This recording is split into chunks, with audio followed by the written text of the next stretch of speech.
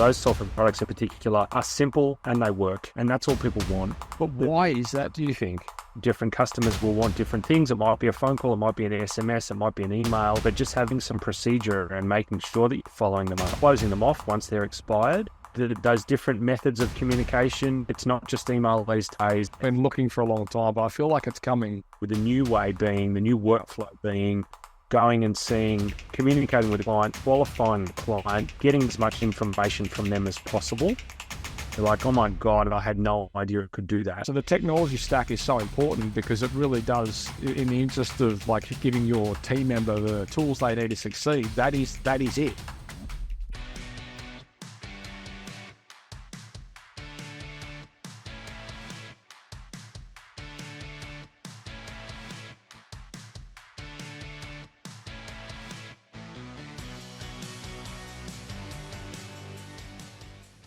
Clinton, welcome back to the Site Shed. Hey, back again. So twice in 8 years. Tuning in with your ferret next to you. It's the office assistant. So in the previous episode, as you listeners and viewers may have heard, Clinton was carrying on about a cat, but it actually wasn't a cat, it's a ferret. The office ferret. Office Having ferret. Oh, look, everyone's got one.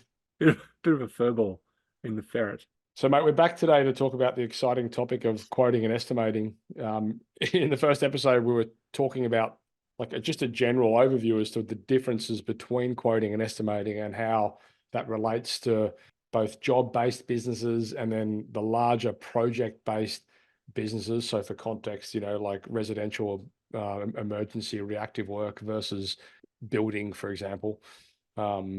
Interesting episode you guys should go and check out, because we do talk in that a lot about how the quoting and estimating dynamic ties into sales and the sales process and different things that you can do there to perhaps mitigate some of the friction points that you've currently got within your sales process. Today we're to talk a little bit more about how you can fit quoting and estimating into your existing or into a tech stack. So again, with the interest of simplicity for you guys and just making sure that you're not overcomplicating the tools and all that kind of stuff you guys are using, it is important that you do have the right tools integrated and connected, and, stuff like that. So Clinton, you're joining us from Tradiepad. You guys are all technology things for trade businesses, iPads, apps, software, so on and so forth. Mate, thanks so much for joining us. I much appreciate the time. Thanks for having me back again, mate. It's good to be back after 8 long years. 8 long years. Yeah, and we get two episodes. This is amazing. I know, we'll have to, and there's so much has happened between that, with you and I being partners in things and all sorts of carry on. I don't know why this has taken so long, but anyway, here we are. Here we are. It's good to be back, and a lot's happened from a technology perspective as well. Because back when we did the 2016 episode, there weren't a lot of options when it came to job management systems and tools that worked for, I guess, small businesses. There was a lot of software that worked for bigger businesses where you had a lot of people in the office that could drive stuff on computers. But for the smaller businesses, there were only a few options. But these days, oh my goodness, there's so many different options. There's so many different tools. There's so many different integrations. It can be a bit hard to see the forest for the trees sometimes. But sure, that's where we come in as that advisor around technology and what's going to work. Yeah. And with what we're talking about with quoting and estimating and automations and follow-ups and that kind of stuff, there's a lot of functionality that's out there now that people have no idea exists. Yeah. And so hence the importance of what we're going to talk about today.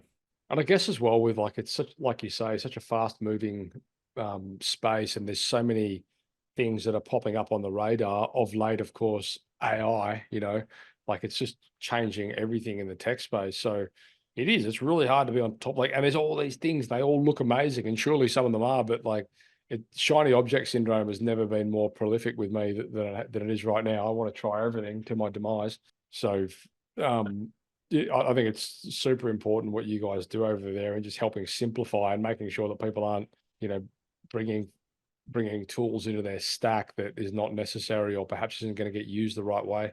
Yeah, and it's not, you're kind of ending up with lots of different silos of information that don't talk to each other. Yeah, that's it.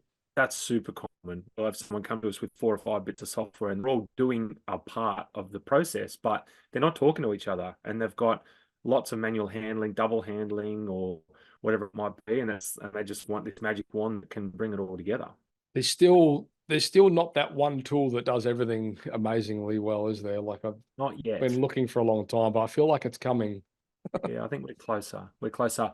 Big part of what has changed as well is customers' expectations Yeah. and customers' methods of communication, which we're going to talk about today. Because in the last episode, we talked about old method, the old workflow versus the new workflow, Yeah. and that whole process around doing as much while you're on site with the client and being clear with them about what the process is. Customers expect more these days than what they did 10 years ago. Yeah. They expect to be followed up. They expect to be communicated with all the time. And if you don't have the tools for that, that can become a massive time sponge. Yeah, sure. And look, I think it's one of those things that we've seen, be made so evident with, like, in the marketing space. And one of the reasons why we've got the hub up and running, which is like a white label version of High Level essentially. But that piece of software is so cool because it just brings so many moving parts into the one space, and actually does it quite well. I mean, it's a perfect no, but it's better than like before we have Active Campaign for emails, and you've got Calendly for calendars, and you've got some Twilio system for phones, and it's just, and the problem with that is, of course, like you said earlier in the piece, like nothing really speaks to each other very well. But of course, then because of that reason, no one really it doesn't really get adopted very well, and it just ends up getting thrown in the bin, or, oh, that's a piece of shit, didn't work. But it's just because it never really got adopted properly. Yeah, and rolled out properly. And I don't think people take the time to learn the time that they need to learn. So I think people just expect things to work off the shelf and they should know how to use them. But when it comes down to it, you got to get a bit of training on these things to understand and use them properly. Yeah. And that's why we both got businesses. We're in the business of education. Yeah, exactly right. And I think truthfully, and we make it pretty well known at the early stages of, like anything, when clients come on board with us, that they're going to have to learn something new. Yeah. And if they're not willing to, then don't bother, because it's just going to be a punish, for them if they're not willing to make some changes. But I think, look, truthfully, we're kind of preaching to the choir here, speaking. Anyone that's listening to this wants change, and is open to it. I'll go back to ServiceMate. Was mentioned ServiceMate a lot, but we do a lot of what we call discovery sessions with ServiceMate, where we'll have people come to us that have been using ServiceMate, either new to it or been using it for ages. And even those guys that have been using it for ages, they're scratching the surface with it because it's great, because it's easy to get up and running and create customers and jobs, and it works. But there's best practice methodologies to it, and there's stuff that people don't know if they don't know it exists. And so those discovery sessions are a massive eye-opener for people. They're like, oh my God, I had no idea it could do that. Yeah. Or I had no idea that we could connect it into other things. Or I had no idea that I could have different workflows and different document templates and different branding. And there's all sorts of stuff with it. So yes, it works off the shelf, but when you get a bit of guidance with something like that, it makes a world of difference. Such a important thing, I think, for guys out there. And I don't know what your take is on this, but I just steer people away from any tool that doesn't have like integration capabilities through API and that kind of stuff. I just think it's so like just driving people into a corner of pain down the track, Yeah, I hear you, and I agree. But there are certain software products that shall remain nameless that have resisted. But why is that, do you think? I wish I knew. Yeah. I wish I knew, because it has, in some instances, it's a deal breaker because we absolutely need the integration to something else. But in a lot of cases, that software in particular, or those software products in particular, are simple and they work, and that's all people want. So they can get away with not having an integration because it's solving other problems. And so I think maybe it hasn't been enough of a pain point and a deal breaker for businesses. And so the software companies have said, well, why would we invest the time into building an API if it's not making us lose clients? But I think that's a really bad approach to it. it's like I it's just think in this 2020. day and age, like it's moving so fast, that space, and it's only going to move quicker. Yeah, Like yeah, the, absolutely. the power I see in technology today is going to be in integration, the way that it Yeah, speaks to others. I completely agree. I completely agree. And I think AI, with what AI can do, with data and with automations, it's going to change the game again. In because I guess one big consideration is if you're a builder and you've got subbies working with you, those subbies all use their own systems. So you might have the plumber on ServiceMate, the electrician on Simpro, Mm, plasterer on whatever else, yeah. and and me as a builder, my system won't talk to any of their systems, and so we've got kind of roadblocks there on communication. And I see in the future, like it just being an open source of communication where I'll request a job for the plumber and it goes straight into their system. Mm, With the way that the tools work these days, there's no standardization, there's no way for those tools to communicate that way yet. yeah. I think it's only natural. Yeah, I suppose that's a pretty complex puzzle to solve, but I agree. We're Like getting when a you bit put deep. yeah, but when you put it like that, I never really thought of it from that perspective. When you've got like a principal contractor trying to communicate with all these different subbies out there that are all using something different, like that's a Yeah, technology nightmare.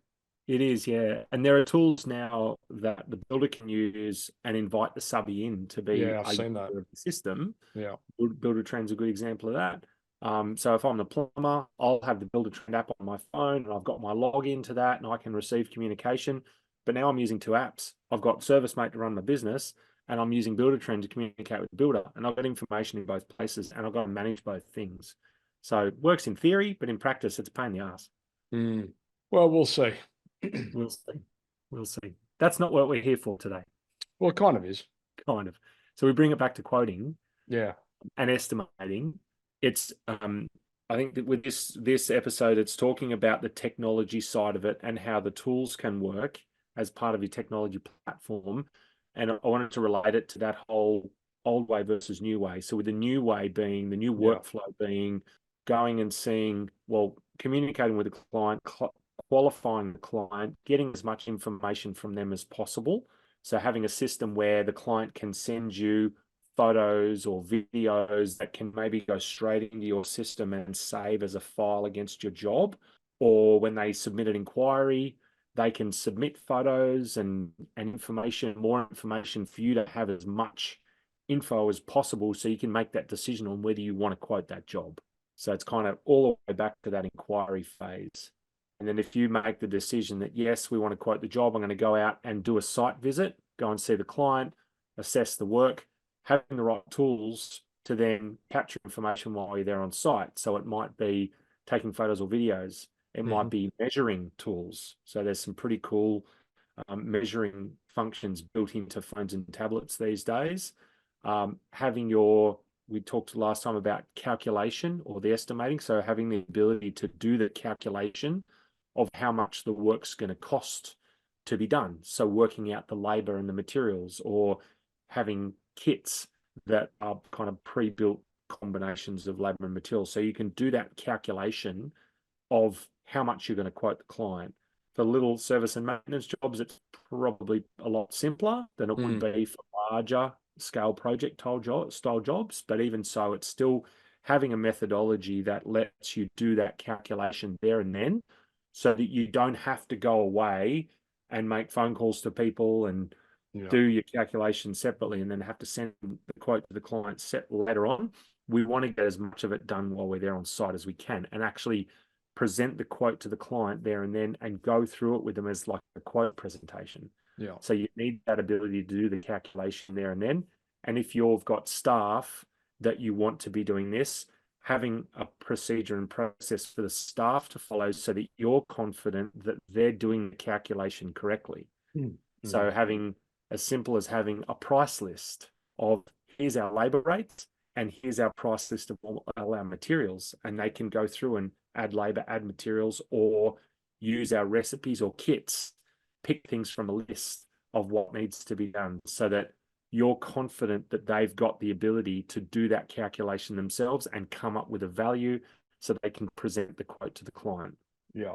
I think that makes sense. Yeah, no, totally. One thing that we've been seeing work quite well for clients and again, so sort of mid-sized projects, let's call it, say, solar packages and, things like that, is, I guess, like you say, have a kit or a series of kits. And truthfully, if the discovery stage of the conversation is done correctly, you should know within 95% what the price is going to be for that job. The site visit then is to figure out, okay, well, do we actually have to run a bunch of extra cabling because we can't get a Tesla battery wall on a wall that isn't facing the sun or something like that, right? Which you can't tell off near maps, or so just a little semantics. Can we squeeze an extra panel on the roof somewhere which might get a bit more energy output, that kind of thing. But like doing the work in the discovery phase to really, okay, I'm pretty sure this is what it's going to be. That makes the sales guy's job real, or the guy that's going to site or whatever it might be, doing the virtual site visit. It makes his job pretty easy because he already knows pretty much what it's going to be. And the little tiny differences are just, like you say, it's training. Okay, well, in this instance, this is what you need to add on per meter or whatever it might be. So the details, again, between the estimate and the quote. Yeah, spot on. And that doing that research and that initial work before going on site makes a big difference to the customers as well. Huge. Because they can see that you've made an effort and that you're interested in doing their job and that you've already done all this work.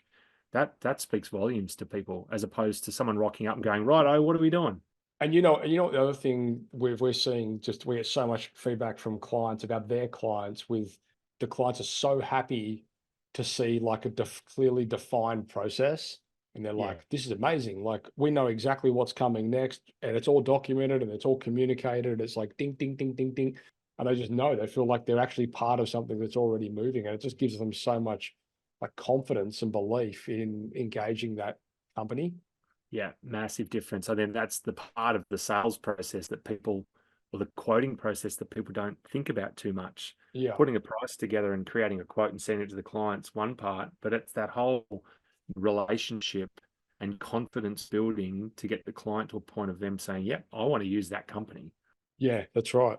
So it's a training thing for sure. Like we see 100% of the time, after we solve the problem of generating leads for clients, the thing that falls over next is in 100% of the time, the sales process. It doesn't matter if they're doing 100K months or 1,000,000K months, it's the same thing. It's always evolution of sales process, which needs to happen once they start, like as part of refining and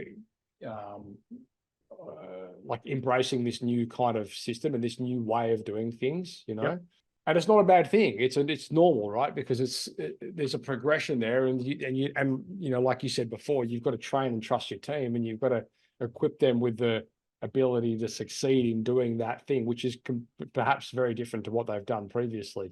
Yeah, but man, it's so worthwhile though. Yeah. This is stuff they don't teach at TAFE.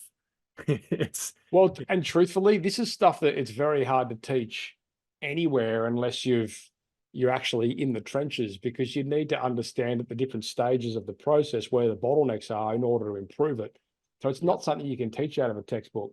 Yeah, and it's going to vary for different types of clients as well. Because if you're doing quoting for strata and real estates, that's going to be a very different sales process to quoting for Mr. and Mrs. Smith as a residential customer. Yeah, you might have different sales processes for different types of clients. So the technology stack is so important because it really does, in the interest of like giving your team member the tools they need to succeed. That is it. Like, it's training them up on the tools for them to be able to deliver on the thing. And then tying in with that process of, once you're on site, you've done the inspection, you've done the calculation, you've created the quote, you've gone through the presentation with the client, answered any questions, addressed any objections, and got them to the point where they said, right, yep, let's go ahead. It's then having that ability to take a payment while you're there on site. So take a deposit payment, so having payment facilities. And the vast majority of job management tools will have payment facilities built into them these days. It's just having it as part of your process to say, right, well, to secure the work, we need a 10% deposit or whatever the deposit is, a booking fee or whatever you want to call it. And then scheduling them for the work so that they know, okay, sweet, we're locked in, we're going ahead. Yeah. Like that as a consumer, as a customer, having that ability to know that when the tradies walked away, I know when the work's being done. It's again, it's that confidence piece. And it's a time saver thing too, right? Like people, maybe they've taken time off work to meet you at the house. They're not going to take more time off work, or they don't want to keep taking time off work. Like just make it easy for them. I think we just get caught up in the old model, just thinking that it's right because we've always done it. And that model of, okay, I'm just going to go out there, we'll meet me at home, then I'll do the quote, then I'll send it off to you. Like it just, no one has time for that shit anymore. Just hurry up. Yeah, if your number's in the budget range and they're happy with you, they're pretty much going to go ahead. Yeah. Yeah. I mean, we've literally seen like that evolution of that, like that new way process is like, we've seen it take one of our clients from a 15% site visit to close job close rate, 15% to 100%. Wow. That's And amazing. he's doing every single one of them virtually because his discovery is so dialed in. And is he confident in when to say no to customers? Well, that all happens in discovery.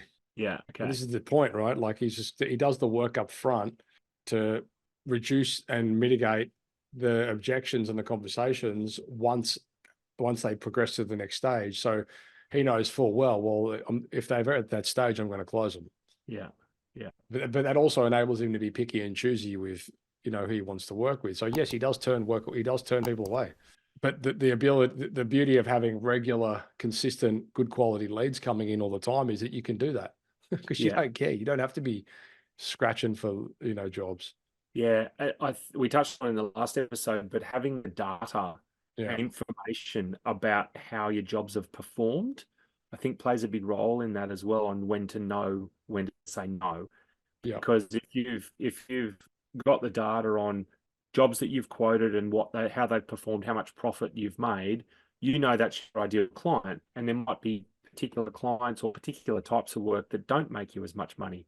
And so that data piece, that data analysis and assessment of how the jobs have actually performed compared to how you quoted them, I think is really critical. And that's a key technology piece as well. But that can be a bit of a shift in mindset and a shift in information and data collection. Because I mentioned last time that a lot of people just want to be able to create a quote, go and do the work and move on to the next job. They're not interested in tracking information. But it's important because you might be doing jobs, quoting work and doing jobs that you're not making any money on, but you don't know. So it's changing that mindset to say, right, even though it's a quoted job and it's a fixed price, I still want to track time and I still want to track the materials that I've used. So at the end, I can say, I know that I've made X dollars on that job. And you can then use that for decision making in the future to go, well, those roofing jobs that we've been doing or those hot water systems that we're doing, we're making bloody 9% margin or 5% margin. Whereas if we do this job, we're making 20% margin. Yeah. So it's using the data to help you make the decisions on where you want to take the business and when to say yes and no. It's funny, like I've talked about this a couple of times on the show, but like years and years ago, we worked with a company out in Perth, and they were a plumbing company, and they had both residential and commercial divisions in their business. Excuse me. And they were hanging on to the commercial because it was keeping all their guys busy, basically. Yep. I mean, I'm not a coach or whatever. I just said, go and speak to your bookkeeper and get a breakdown of the different departments and figure out what your profit percentage is out of both. And as you just said then, like the profit percentage on their commercial was something like 5%, but it was keeping 70% of their staff occupied, busy, paid. So it was covering itself, but they couldn't grow residential because they didn't have resources because it was all being caught up over here in commercial, which wasn't making them any money. Yeah. And they literally shit canned it. They just cut off commercial. Their revenue dropped by the first year by 60% or something. And the bookkeepers and the accountants were freaking out, but their profit margins were up 25%. Yeah. Massive. And then progressively year by year, because they had resources and team, they grew, and then they were able to grow that side of the business. And that's just purely through knowing the numbers and having, like you said, the data points. Yeah. Perfect example of that data. Yeah. So that's a shifting mindset again to say, okay, we want to track time and we want to track costs. It's not about tracking the staff, where they're going and what they're doing. It's just getting that visibility of how are we going as a business? What jobs are making us the most money? Where do we want to focus?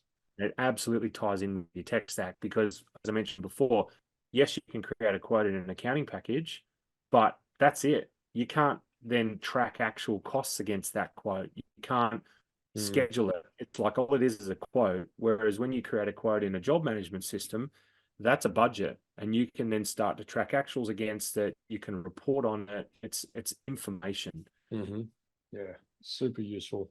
Yeah. Truthfully, and like if you're listening to this and you like if you're wanting to scale the business, it's truthfully the only way you can do it. Like, well, anyway, it's the only way that I've seen it be done successfully. Yeah. Like doing it using data and having those numbers available. Otherwise, you're just guessing, and maybe sometimes you'll get it right, but I tell you, a lot of guys don't. Yeah, I agree. Just going back to the process before and that new way of doing things, we're talking about creating the quote while we're there and closing it. But I guess we've got to be realistic and know that not every client's going to accept a quote when we're there on the spot. So there is still that need to go through the quote with them, send it to them. They might want to discuss it with their partner, or they might be getting other quotes or whatever. So it's having some process around then following that up. Yeah. And we mentioned it last time, different customers will want different things. It might be a phone call, it might be an SMS, it might be an email, but just having some procedure and making sure that you're following them up and closing them off once they're expired. Those different methods of communication, it's not just email these days, it's SMS, it's phone calls, it's taking notes about when you've made phone calls and what people have said, because next time it might be somebody else following it up. So having some procedure around how you do that, and maybe it's different touch points. It might be calling them, they don't answer, then you send them a text message. So just having some structure around how you do that is important in the process as well. Yeah, absolutely.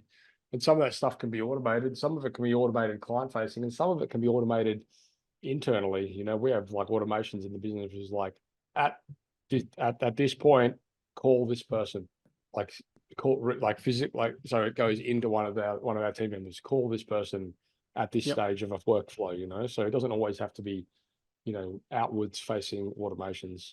And I think we mentioned it last time, but communicating with the client about what is going to happen so that they're managing expectations. Yeah. So you'll say, okay, well, you're not going to accept the quote today. I'll send you a copy of it, and then I'm going to follow up with you in 3 days' time and just see how things are going. And then actually doing it. So saying it is one thing, but actually following through with it so that they know it's going to happen, and making sure that you keep that going, keep those touch points going. Totally. But again, having a line in the sand to say, righto, we're flogging a dead horse with this one. I'm going to close it off. Maybe sending the client an SMS or an email saying, hey, we haven't heard from you. I'm going to close your quote off. But if you want to come back to us in the future, feel free to reach out. So they know, like, there's that line in the sand that's been drawn, but it's still open. It's still available if they do want to come back to you. What's your experience with the technology that people are using, and like when you do, I know you guys do like a detailed scoping session.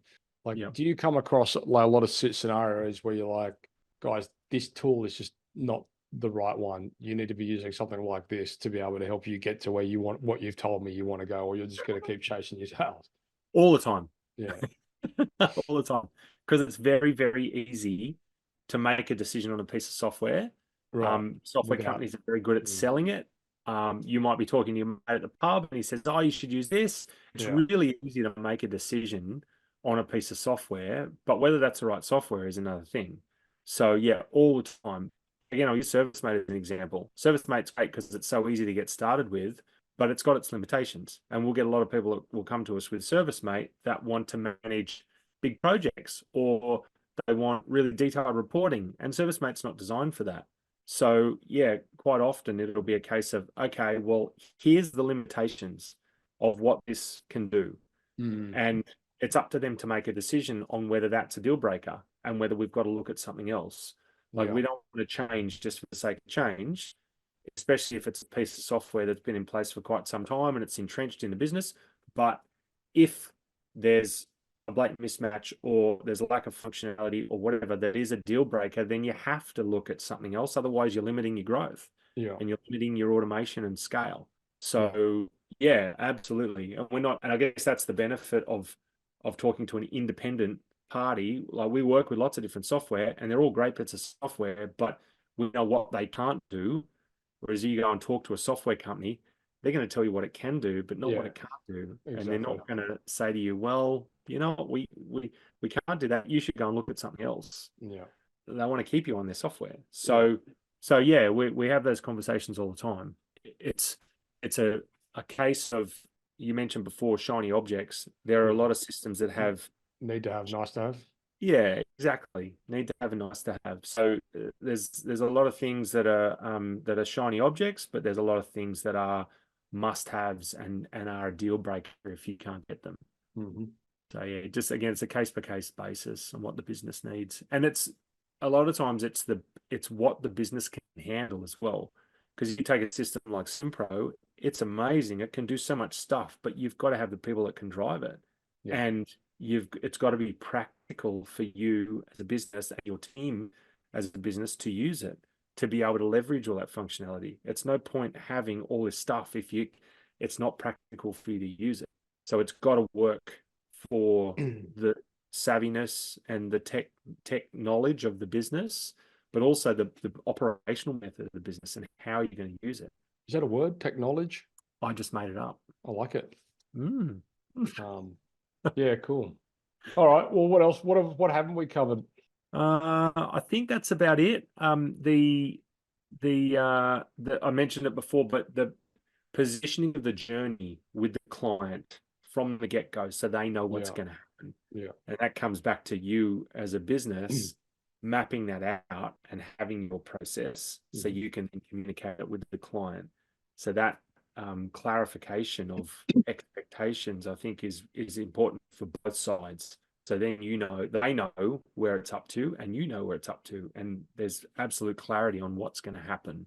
I think that's critical. The way we manage that is like with our clients, that when we deploy the sales system and set to customize it at the different stages of the process, we have communications off the back of each stage, and those communications essentially are, okay, this is what we're going to send the client after this stage to prep them for the following. And then we do that for each different stage of the process. And so the client's always like, oh, okay, well, I know this is coming. When they come to site, I know they're going to be doing this. I know they're going to be doing their 20-point electrical audit. I know they're going to be doing so they just know, right? Yeah. And the more they know, the less like surprised they are. And that includes like pricing as well. Like that's why I say to guys, it's okay to tell them, like, yeah, you might lose them on the phone. Like that whole mentality of, oh no, I can sell them when I'm in front of them. I'm like, yeah, great. But how much time are you going to waste finding that one that you actually do? Like, I think you're better off just laying your card, like not maybe, anyway, giving them an idea. You don't want to, there's a buffer zone there where sure, if it's in a certain range, you can sell. But if they're nowhere near it, like forget it. It's never going to happen. Yeah. Yeah. But also communicating what they're going to get for that, I think, is important, because people might have a dollar figure in their head of what they're expecting, but they don't understand what's actually involved in delivering that. Yeah, and I think one of the biggest problems I see that businesses make when they're trying to do that is they're trying to communicate with people that have their level of understanding on what they're going to do. Yeah. We see it all the time, especially in the solar place. We're going to install a 6.6 kilowatts. It's like, what the fuck? I don't even know what that means. Like, just make my house run energy free so I can charge my Tesla at night, not off the grid, like that kind of I always say, make it past the mum test. Like if your mum could understand it and be, oh, that's a good idea, then it's probably good. That's a good analogy. I like it. Yeah, I'm going to put that on a t-shirt. I'll send it to you. Not the pub test. No. That's when no one understands it. Yeah, mate, that's been great. Very good. And I'll just mention we've got a blog to align with this. We've done a blog on the best quoting software, which goes into detail on the different bits of technology that we use and how they approach quoting and just a bit more detail on each of the different components. So it really complements what we've spoken about today. We've spoken about, I guess, more about the mechanics of it all. Our blog goes into a bit of information on the different pieces of the software. Gotcha. Okay. Now, is that the quoting estimating blog, or is there a separate one? Quoting estimating blog, yeah, same. So I'll link to that, guys, in the show notes. So if you want to go check that out, and I encourage you to do it. And by all means, get in touch with the guys at Tradiepad. Like, they'll just make your life so easy in the space of not having setting up the right tools, right tech stack for your business. Man, it saves some grief. Yeah. Anyway. Yeah. Well, we like to think of ourselves as like the IT department for tradies. And Right. I think back to when we caught up back in 2016, when I first started the business, tradies didn't need IT. It's like, No. IT, I've got a mobile phone. That's it. That's all I got. But it's very different these days. And so it's, really anything to do with IT, apps and software that we're talking about, the devices and email, Office-based servers. Yeah, all that stuff. Really? No, not yet. Oh, God, I was going to say, you fucking changed, man. Yeah. No, you're right, though. Like the information technology services today is very much cloud-based, whereas if you, like, we still from time to time find clients that are running email and office-based servers. It's pretty embarrassing. But it's certainly a lot less than what it used to. Thank Christ. Yeah, absolutely. All right, mate. Well, thanks so much for your time.